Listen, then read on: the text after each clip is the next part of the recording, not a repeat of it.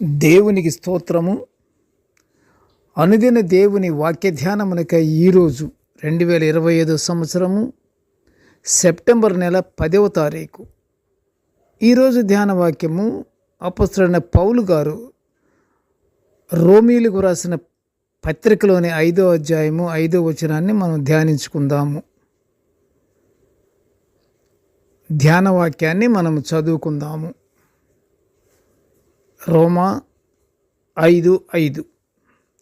ఈ నిరీక్షణ మనలను సిగ్గుపరచదు, మనకు అనుగ్రహింపబడిన పరిశుద్ధాత్మ ద్వారా దేవుని ప్రేమ మన హృదయములలో కుమ్మరింపబడి ఉన్నది. ప్రియ దేవుని బిడ్డలారా, నేటి దినమున ప్రభునామములో మీకు శుభములు దీవెనలు కలుగునుగాక. నేటి ధ్యాన వాక్యము మనము నిరీక్షిస్తున్నటువంటి నిరీక్షణ మనల్ని సిగ్గుపరచదు. ఎందుకంటే మనకు పరిశుద్ధాత్మ దేవుడు మనలో ఉన్నాడు. పరిశుద్ధాత్మ మనలో ఉండి మన హృదయములలో ఏమి నింపబడింది? ప్రేమ నింపబడిన విషయము అది పరిశుద్ధాత్మ ద్వారా మనలో అది ఏర్పాటై ఉన్నది కనుక మనలో ప్రేమ ఉన్నప్పుడు ఎట్టి పరిస్థితుల్లోనూ మనము నిరీక్షిస్తున్నటువంటి నిరీక్షణ గురించి మనము సిగ్గుపడే పని లేదు. అంటే అది సిగ్గుపరచదు. అదే సిగ్గుపరచనటువంటి నిరీక్షణ గురించి మనం ధ్యానించుకుంటున్నాము. మనుషులు విశ్వాసాధారంగా నూతన జీవితం జీవించగలిగేటట్లు పరిశుద్ధాత్మ వారితో ఉంటాడని పౌలు గారు ఈ 5:5లోనే కాదు, రోమీయులకు రాసిన పత్రిక 8వ అధ్యాయం 12లో వివరిస్తున్నాడు. ఏమని? విశ్వాసాధారంగా నూతన జీవితం జీవించగలగటానికి పరిశుద్ధాత్మ ఎల్లప్పుడూ అలాంటి వారితోనే ఉంటాడు అని పౌలు గారు చెప్తున్నారు.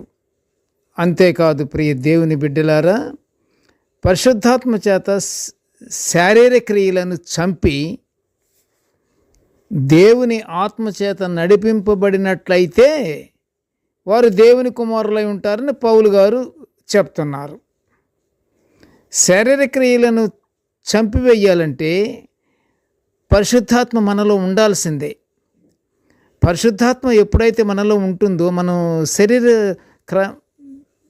క్రియల మనతో రావు, మనం ఆశించము, మనం వాటి వంక చూడము కూడాను. అప్పుడే మనము శరీర క్రియలను మనం ఎప్పుడైతే చంపేస్తామో దేవుని ఆత్మచేత మనము నడిపించబడిన వారం అవుతాము. ప్రియ దేవుని బిడ్డలారా, పరిశుద్ధాత్మ గలవారు దేవుని ప్రేమచే నింపబడతారు.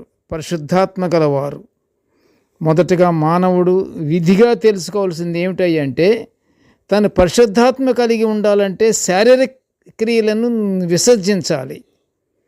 శరీర క్రియలను విసర్జిస్తూ దేవుని జ్ఞానము కలిగి ఓర్పు, సహనము, ప్రేమ కలిగి ఉండాలి. ఈ 3 మానవుడి యొక్క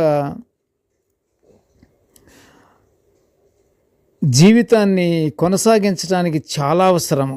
ప్రతి ఒక్కరు కూడాను దేవుని జ్ఞానం కలిగి ఉండాలి, ఓర్పు ఉండాలి, సహనం ఉండాలి, ప్రేమ ఉండాలి. ప్రేమ లేని జీవితాలతో ఉన్నప్పుడు, దేవా నీ ప్రేమను మాకు హృదయములలో ఉండుటకు నాయనా నీవు సహాయపడు తండ్రి అని మనం దేవుని ప్రార్థించాలి. ప్రేమ మన యొక్క హృదయములో ఉండటానికి అడ్డుపడుచున్న వాటన్నిటిని తొలగించి మీ ప్రేమను మా హృదయములో కుమ్మరించు తండ్రి అని మనం ప్రార్థనలో రోదనముతో చెప్పాలి, మొరపెట్టాలి. దేవుని ప్రేమ మనలో సంపూర్ణంగా ఉండే వరకు మన ప్రార్థనలో మహారోదనగా ఉండాలి. మన హృదయాల నిండా ఉన్న ప్రేమ మనలను ఆనందకరమైనటువంటి జీవితాలు జీవించే విధంగా మనల్ని మారుస్తుంది. అంత మాత్రమే కాదు ప్రియ దేవుని బిడ్డలారా, ఈ ప్రేమ దేవుని యందు మన నిరీక్షణను ఆత్మీయ స్థితిలో స్థిరపరచి దేవుని బిడ్డలముగా గుర్తింపు కలుగు చేస్తుంది.